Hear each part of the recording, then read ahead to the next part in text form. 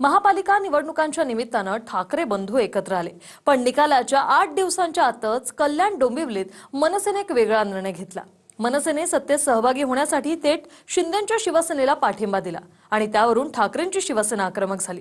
गद्दारांना पाठिंबा मान्य नसून राज ठाकरेंनी कारवाई करावी अशी मागणी ठाकरेंच्या शिवसेनेने केली। पाहूया।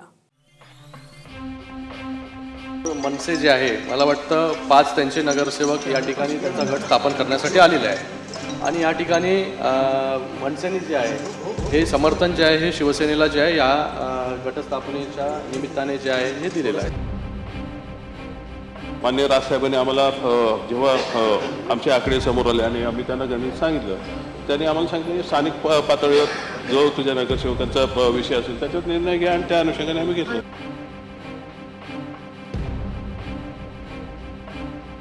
अखेर श्रीकांत शिंदेंनी कल्याण डोंबिवलीत मोठी खेळी केलीच। शिंदेंच्या शिवसेनेनं मनसेलाच सोबत घेतलं। कल्याण डोंबिवलीत ठाकरे बंधूंनी युतीत निवडणूक लढवली, पण निकालानंतर मनसेनं चक्क शिंदेंच्या शिवसेनेला पाठिंबा देत सर्वांनाच चक्रावून टाकलं। राज ठाकरेंनी स्थानिक पातळीवर निर्णय घेण्यास सांगितलं आणि त्यानुसार शिंदेंच्या शिवसेनेला पाठिंबा दिल्याचं राजू पाटील म्हणाले। पण ठाकरेंच्या शिवसेनेकडून अशा प्रकारे शिंदेंच्या शिवसेनेसोबत हातमिळवणी करण्यावरून आक्षेप घेण्यात आलाय। उद्धव ठाकरेंनी हा विषय गांभीर्याने घेतला असून गद्दारांशी हातमिळवणी करणाऱ्यांवर राज ठाकरेंनी कारवाई करावी अशी मागणी राऊतांनीही केली आहे। आज कल्याण डोंबिवली म्युनिसिपल कॉर्पोरेशनचे 53 शिवसेनेचे नगरसेवक यांनी जो आहे तो आपला गट जो आहे तो स्थापन केलेला आहे, इथे स्थापन करण्यासाठी आलोय।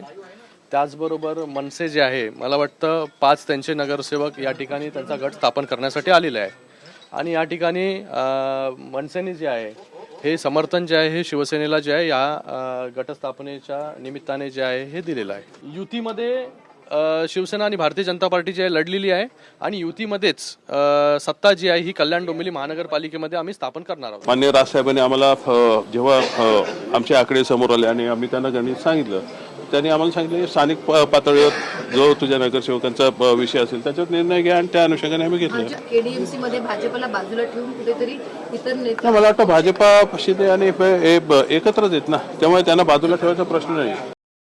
स्थानिक म्हणून घेणारे नेतृत्व विपरीत भूमिका घेत असेल तर पक्ष नेतृत्वानं त्यांच्यावर कारवाई केली पाहिजे। पक्ष नेतृत्वानं त्यांच्यावर कारवाई केली पाहिजे, कायदेशीर पक्षातून निलंबित करण्याची त्या पक्ष नेतृत्वानं त्याच्यावरती कारवाई करून महाराष्ट्राला दाखवायला पाहिजे की या भूमिकेशी आम्ही सहमत नाही।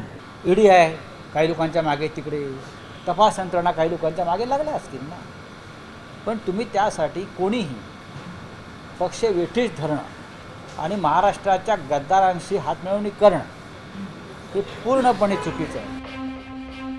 पण आता याकडे भाजपवर कुरघोडी करण्याचा प्रयत्न आहे का या अँगलनं पाहिलं जात आहे। कल्याण डोंबिवलीत महायुतीला स्पष्ट बहुमत मिळालं। स्वतःचा महापौर करण्यासाठी शिंदेंची शिवसेना आणि भाजपात स्पर्धा झाली, ज्यात श्रीकांत शिंदेंनी मनसेचे स्थानिक नेते राजू पाटलांना सोबत घेतलं, तर ठाकरेंचेही 2 नगरसेवक शिंदेंच्या शिवसेनेच्या गळाला लागले। कल्याण डोंबिवलीमध्ये एकूण नगरसेवकांची संख्या 122 असून 62 हा बहुमताचा आकडा आहे। शिंदेंच्या शिवसेनेचे 53 नगरसेवक निवडून आलेत, तर भाजपचे 50 नगरसेवक निवडून आलेत, तर महायुतीचाच आकडा हा 103 नगरसेवकांचा आहे। पण निकालानंतरच्या स्पर्धेत शिंदेंच्या शिवसेनेनं खेळी केली। आता मनसेच्या 5 नगरसेवकांनी शिंदेंच्या शिवसेनेला पाठिंबा दिला। उद्धव ठाकरेंच्या शिवसेनेचे 11 नगरसेवक आहेत, तर यापैकी 4 नगरसेवक नॉट रिचेबल आहेत। तेही शिंदेंच्या शिवसेनेसोबत आले तर त्यांचा एकूण आकडा होईल 62 आणि 62 हा बहुमताचा आकडा आहे। ठाकरेंचे जे 4 नगरसेवक नॉट रिचेबल आहेत त्यात मधुर म्हात्रे आणि कीर्ती ढोणे हे आधीपासूनच ठाकरेंच्या शिवसेनेचे आहेत आणि स्वप्नाली केणे आणि राहुल कोत हे याआधी मनसेमध्ये होते, त्यांनी मशाल चिन्हावर निवडणूक लढवली होती।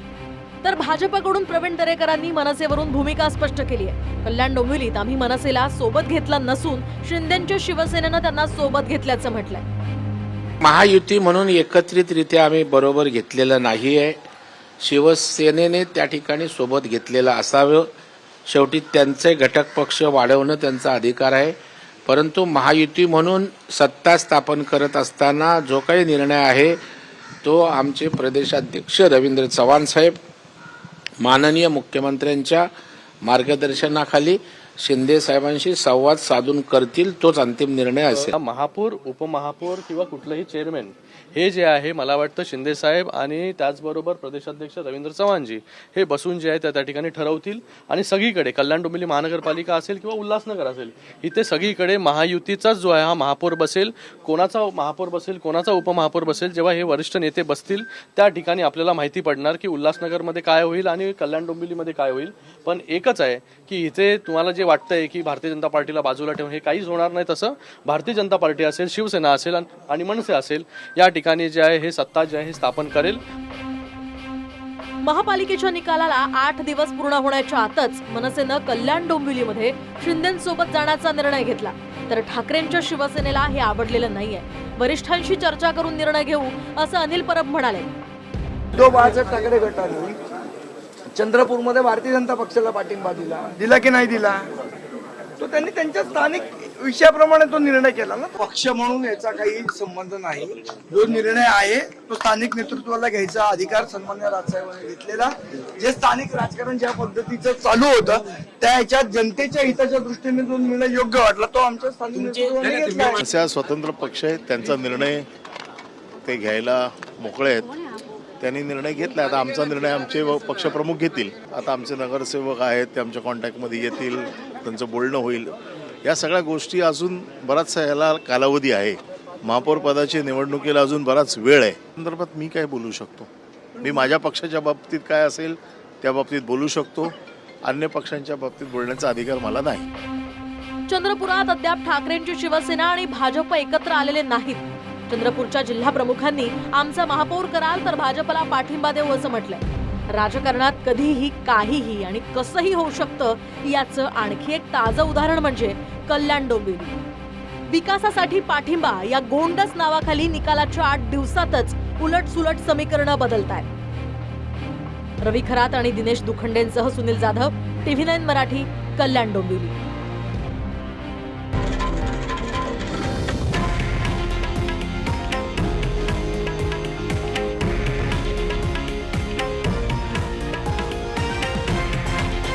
हे आहे देशातील नंबर 1 न्यूज नेटवर्क आणि आपण पाहत आहात TV9 मराठी, एकमेव.